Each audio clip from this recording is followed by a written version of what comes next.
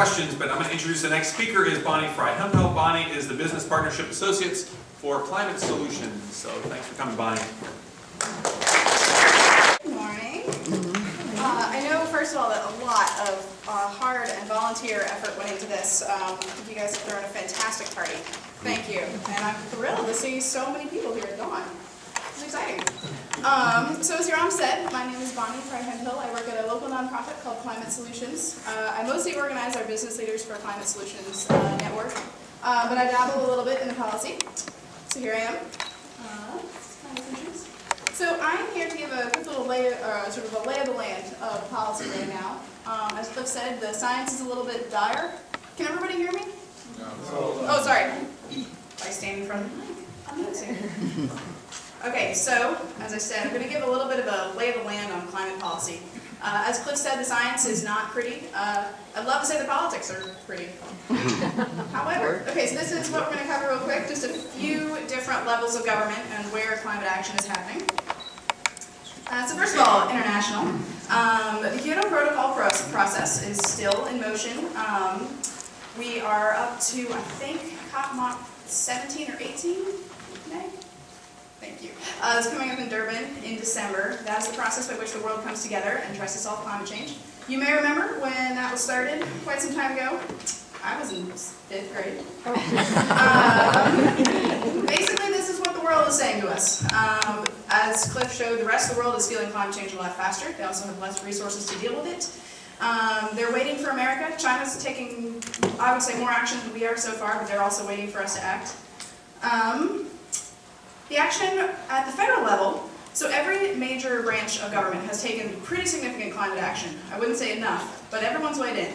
The Supreme Court case in 2007, you may remember, mandated the EPA to regulate climate pollution under the Clean Air Act as an endangerment to human health and welfare.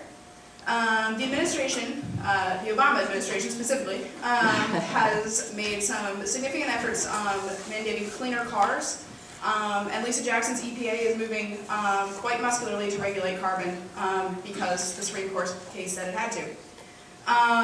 The 111th Congress, you may remember, made some pretty good attempts to price carbon. Nothing was perfect by any means, but there were some good faith attempts. The House passed a pretty significant bill. Again, it was not perfect. It's called Waxman-Markey. Passed June 25th, 2009. I still remember the date because there's a lot of celebrating. But it pretty well died in the Senate. There were about 6 senators that made good faith efforts. Our own Senator Cantwell among them. Also Collins, Boxer, Lieberman, Graham. I'm missing 1 or 2. Kerry, thank you. The poor guy who did the most work. Poor guy. 112 Congress is a pretty different story. They are working on killing the EPA and funding big oil. Up next, there is some hope, don't worry. Clean energy business incentives are kind of rolling behind the scenes. We're expecting some action in the next few months. There's always talk of a clean energy standard that would be mandating a certain amount of clean energy within the country's larger portfolio of energy use. I put a question mark because I don't see that happening anytime soon. But and then Senator Cantwell is setting up to reintroduce her CLEAR Act of last year. And I think we're actually going to hear more from that from one of Senator Cantwell's staff people today. So that's exciting. Here in the Northwest, though, the action's a lot bigger. All of the green stuff is good. Red is not. I'm putting NBC in here because I'm proud of them for their carbon tax. Washington and Oregon are also becoming global clean energy hubs through a series of smart investments. I think it was in 2007, Washington actually passed a bill that limits climate pollution. We actually don't have an enforcement mechanism, but it's on the books that we hear. The Western Climate Initiative is a consortium of quite a few Western governors, Canadian premiers, and Mexican premiers? What's the word? Sorry?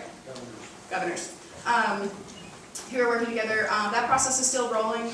So far, there's still no legal enforcement mechanism for cutting carbon pollution.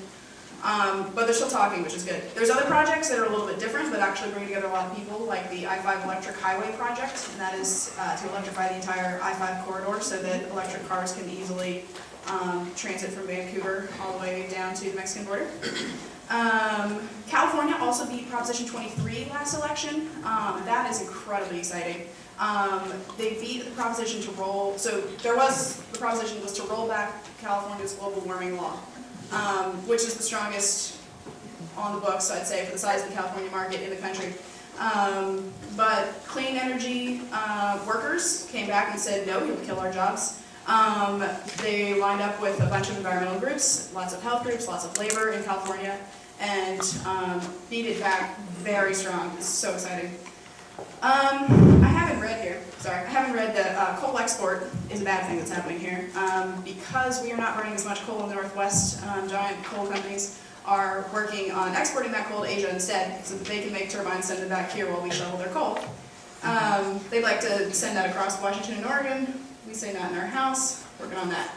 Washington State, more action here. The legislative session is wrapping up, as many of you know. TransAlta, we successfully shut down TransAlta. That is a huge win. I'm sure a lot of you were part of it. Thank you. Thank you for testifying, for calling your legislators, et cetera, et cetera. It also created a really cool model of what works. We worked very hard with the people of Centralia, with labor unions, with the businesses there, with other community members, and it's not a perfect deal, but it's a deal among many different people that rarely talk to each other. We did unfortunately lose the renewable fuel standard. I don't know why I wrote past there.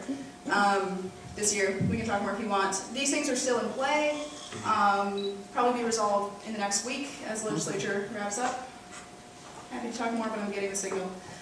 Local communities, this is actually where the action is happening, as evidenced by the number of people in this room at dawn.